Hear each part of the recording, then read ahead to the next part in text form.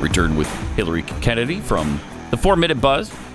Yesterday, Judge Ketanji Brown-Jackson was in front of the Senate Judiciary Committee, and today she'll actually answer questions. They were just grandstanding and kind of introducing the fact that they're going to be grandstanding for a while. But the senators made their opening statements, as did she, and Ted Cruz set the stage for it. Likewise, it's not about race. We will see Democrats in the media suggest that any senator that is skeptical of your nomination, that questions you vigorously, or that dares to vote against you must somehow harbor racial animus. If that were the standard, I would note we are sitting on a committee where multiple members of this committee, the senior Democrats in the committee, happily filibustered Judge Janice Rogers Brown, a very qualified African-American woman nominated to the D.C. Circuit, and they did so precisely because they wanted to prevent Judge Brown from becoming Justice Brown, the first African-American woman. Joe Biden was among the Democrats filibustering the first African-American woman nominated to the D.C. Circuit. Thank you for Senior mentioning Democrats that. on this committee also filibustered Miguel Estrada. As the staff for Senator Ted Kennedy said in writing at the time, the Democrats filibustered Miguel Estrada, quote, because he is Hispanic. They were explicitly racial. Wow. If you are Hispanic or African American and you dare depart from their political orthodoxy, they will crush you, they will attack you, they will slander you, they will filibuster you. Wow. So true. And such a great point from Ted Cruz. It's going to be interesting to watch these hearings because, you know, this is a black woman, and I'm sure she's going to be treated completely differently than previous minorities were treated by the Democrats. But Hillary joins us. What were your thoughts on the first day yesterday? It was kind of interesting because by all accounts, she seems very capable. Most people said she's very nice. She's been great to work with, all of those things. But a lot of the Republicans, they know they can't do a whole lot this time around because she's pretty much a shoo-in. But they do want to bring up some points about her that seem concerning. And Missouri Senator Josh Hawley, he brought up some instances that I think everyone should know about. So this started when she was in law school. Then she spent time on the U.S. Sentencing Commission, then as a federal judge. And now, of course, she's nominated to the Supreme Court. There's nothing that he said. So the examples I'm about to read for you, they are all factually correct. You can look them up. They are verifiable. The Washington Post, however, and CNN also said these were selective instances and lacking significant context, but these are truly facts. These are things that she has done. This is part of her record. I think it's all in context if it's part of her record. I totally agree.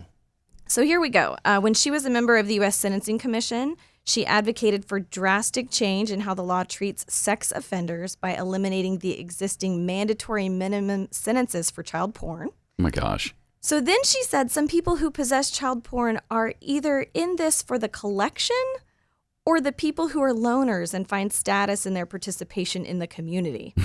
What? Wait, they're in it for the collection? They're collectors. Right. Of, like you would with baseball cards. Does that Correct. make it or better? stamps. Well, that's and what- you're just collecting child porn. Senator Hawley said, well, also, what kind of community are these people Right. trying to be a part of? The Yeah, community of that's- child exploiters? That just doesn't That's make any creepy. sense. She also believes there may be a type of less serious child pornography offender whose motivation isn't sexual, but is the challenge or to use the technology, I guess, to obtain What? child pornography. Yeah. So I let's want talk all this about That doesn't even come make out today. sense. I want to hear all specific this. Yeah. cases. So in the case of the United States versus Hawkins, the sex offender had multiple images of child porn. He was over 18. The sentencing guidelines called for a sentence of up to 10 years. She gave him 3 months.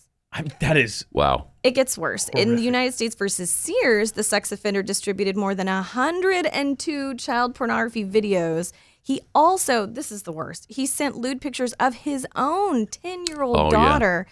The guidelines recommended that he be sentenced 97 to 121 months in prison. She gave him 71 months. Golly. And the list goes on. There's more instances of this sort of thing, but it is concerning that she repeatedly gave sentences that were far lower than the recommended sentence for that sort of offense. But the Nation's Elie Mystal said Saturday on MSNBC that Hawley bringing these things up is just trying to get her killed. Oh, okay. So he thinks that he's trying to incite violence. Because she shouldn't be on the bench if these things are an issue, and they are. I mean, that's problematic. It's troubling. Her only out that I see is if when these better come up, every one of these. They have to. Because right now, Hillary has mentioned 2 or 3, and she's got page after page after page. But her only out, and I have no idea, is if she has light sentences for everybody, no matter what the crime.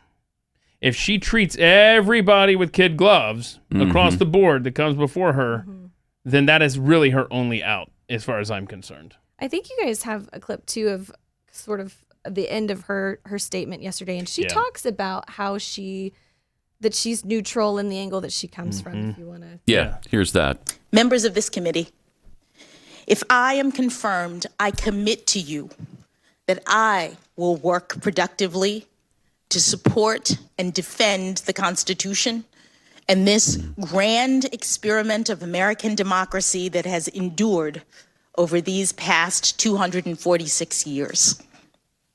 I have been a judge for nearly a decade now, and I take that responsibility and my duty to be independent very seriously. I decide cases from a neutral posture.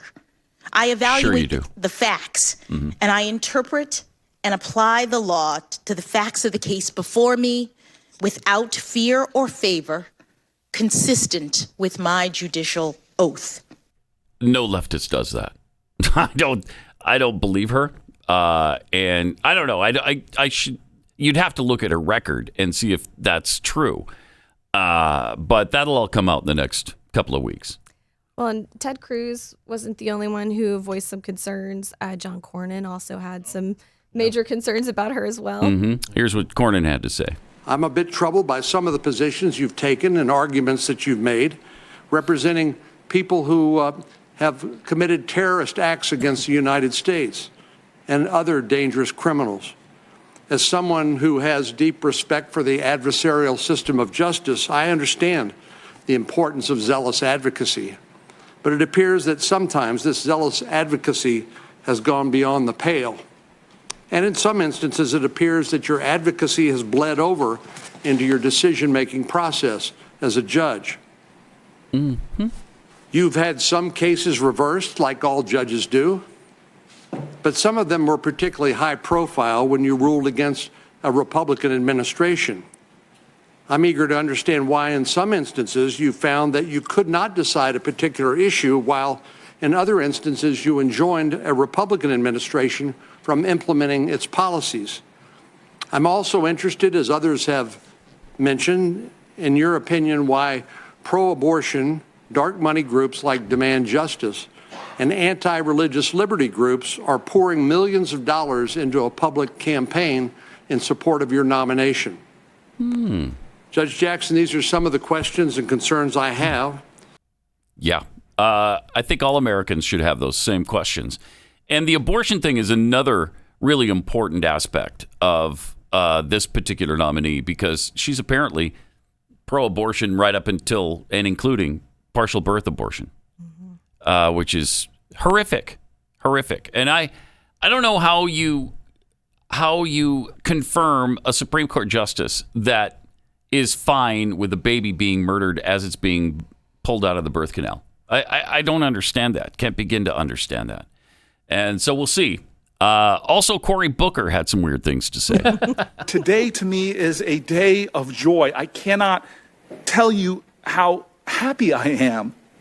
Today, we should rejoice because President Biden nominated someone that we've heard to be the 116th Associate Judge of the Supreme Court, who is extraordinarily talented and who also happens to be a black woman.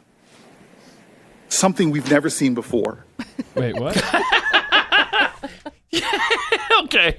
So we've never seen an extraordinarily talented black woman before. She's the apparently. first. Hold Yeah. on. Can First Rob, one. will According you to Corey. play the last 5 seconds of that? Because we're not the only ones that picked up on his sentence structure.